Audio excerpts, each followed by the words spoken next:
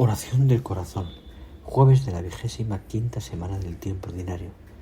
Ven, Espíritu Santo, ven a sanar mi manera de reaccionar, para que frente a las agresiones reaccione con amor, para que frente a las burlas reaccione con comprensión, para que frente a las preocupaciones reaccione con la súplica, para que frente a los imprevistos reaccione con creatividad, para que frente a los fracasos reaccione con la esperanza, para que frente a los errores reaccione con constancia, para que frente a las desilusiones reaccione con confianza, para que frente a los problemas reaccione con paz, para que frente a los desafíos reaccione con coraje, para que frente a tu amor reaccione con alegría.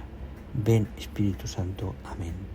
Hoy celebramos a San Cosme y San Damián, mártires. El Evangelio de San Lucas, capítulo 9, versículos 7 al 9. En aquel tiempo, el virrey Herodes se enteró de lo que pasaba y no sabía a qué atenerse, porque unos decían que Juan había resucitado, otros que había aparecido Elías y otros que había vuelto a la vida uno de los antiguos profetas. Herodes se decía: a Juan lo mandé decapitar yo. ¿Quién es este de quien oigo tales cosas, semejantes cosas? Si hay alguien que queda mal en el Evangelio y al que nos cuesta entender, es Herodes y sus hijos. La familia del tetrarca de Galilea persigue a Cristo recién nacido porque piensa que le va a quitar su reino y por ello mata a los santos inocentes. Años después, uno de sus hijos, Herodes Antipas, aunque le gustaba escucharlo, ordena decapitar a San Juan Bautista por capricho de Herodías, que no aguantaba que Juan le acusara de vivir en pecado. Juan denuncia el pecado de Herodes, su falta de coherencia, su mal ejemplo.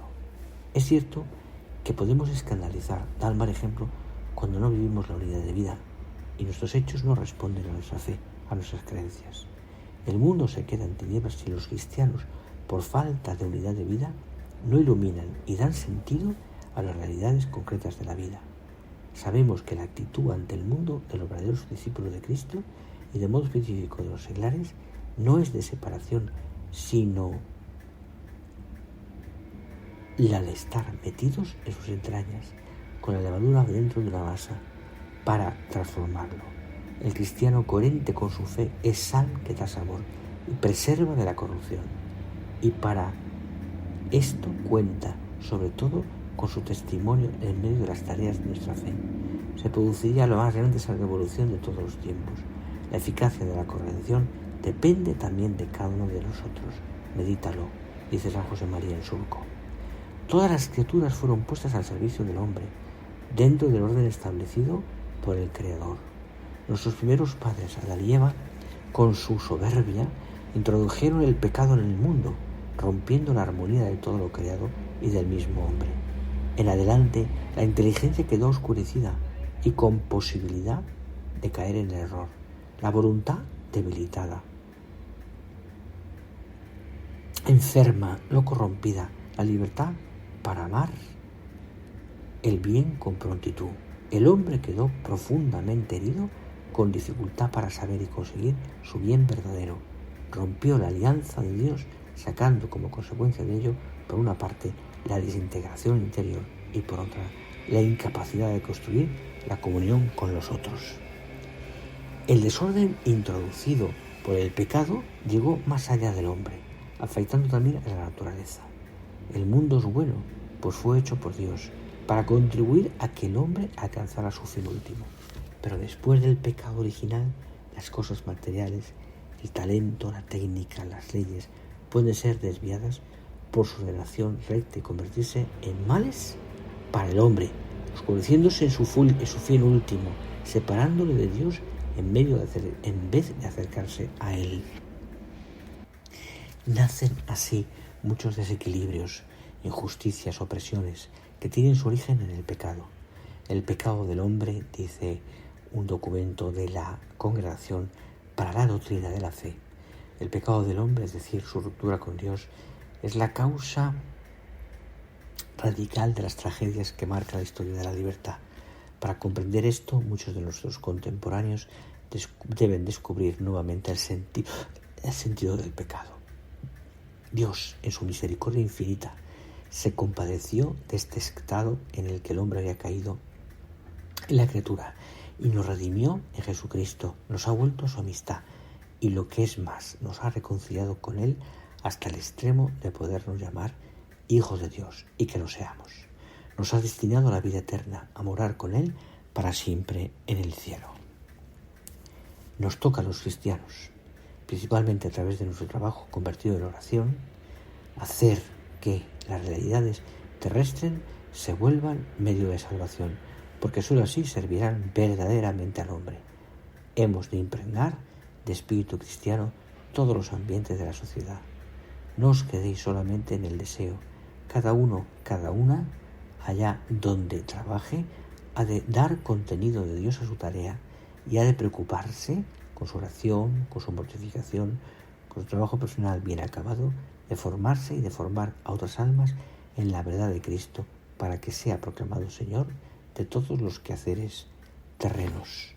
La misión que el Señor nos ha encomendado es la de infundir un sentido cristiano a la sociedad, porque sólo entonces las estructuras, las instituciones, las leyes, el descanso tendrán un espíritu cristiano y estarán verdaderamente al servicio del hombre. Los discípulos de Jesucristo hemos de ser sembradores de fraternidad en todo momento y en todas las circunstancias de la vida. Cuando un hombre o una mujer viven intensamente el espíritu cristiano, todas sus actividades y relaciones reflejan y comunican la caridad de Dios y los bienes del reino. Es preciso que los cristianos sepamos poner en nuestras relaciones cotidianas de familia, amistad, vecindad, trabajo y esparcimiento el sello del amor cristiano, que es sencillez, veracidad, fidelidad, mansedumbre, generosidad, solidaridad y alegría. Cuando hay una unión efectiva con el Señor, esto influye en toda la actuación de la persona. Estas prácticas te llevarán, dice San José María, casi sin darte cuenta, a la oración contemplativa. Brotarán de tu alma más actos de amor, jaculatorias, acciones de gracias, actos de desagravio, comuniones espirituales, y esto mientras atiendes tus obligaciones al descolgar el teléfono, al subir a un medio de transporte, al cerrar o abrir una puerta, al pasar ante una iglesia, al comenzar una nueva tarea, al realizarla y al concluirla. Procuremos vivir así con Cristo y en Cristo todos y cada uno de los instantes de nuestra existencia, en el trabajo, en la familia, en la calle, con los amigos. Eso es la unidad de vida. Entonces la piedad personal se orienta a la acción, dándole impulso y contenido, hasta convertir el quehacer en un acto más de amor de Dios. Y a su vez el trabajo y las tareas de cada uno, de cada día, facilitan el trato con Dios y son el campo donde se ejercitan todas las virtudes.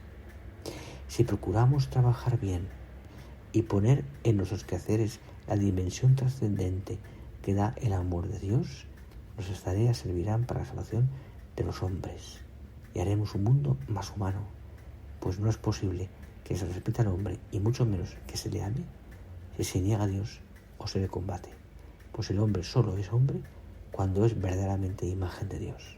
Por el contrario, la presencia de Satanás en la historia de la humanidad aumenta en la misma medida en que el hombre y la sociedad se alejan de Dios. En esta tarea de santificar las realidades terrenales, los cristianos no estamos solos. Establecer el orden querido por Dios y conducirlo a la plenitud del mundo entero es principalmente fruto de la acción del Espíritu Santo, Señor verdadero de la historia. No se ha hecho más corta la mano de Dios. No es menos poderoso Dios hoy que en otras épocas, ni menos verdadero el amor por los hombres. Nuestra fe nos enseña que la creación entera, el movimiento de la tierra y el de los astros, las acciones rectas de las escrituras y cuanto hay de positivo en el sucederse de la historia, todo, en una palabra, ha venido de Dios y a Dios se ordena. Le pedimos al Señor, al Espíritu Santo, que remueva las almas de nuestras personas, hombres y mujeres, mayores y jóvenes, sanos y enfermos, para que sean sal y luz en las realidades eternas y terrenas. La bendición. Dios Todopoderoso os bendiga con toda clase de bienes celestiales, para que seáis santos y reposables en su presencia. Derrame sobre vosotros la gracia de su gracia, os instruya con la palabra de la verdad y el Evangelio de la salvación y os enriquezca con la caridad fraterna. Y la bendición de Dios Todopoderoso, Padre, Hijo y Espíritu Santo, descienda sobre vosotros y permanezca siempre. Amén.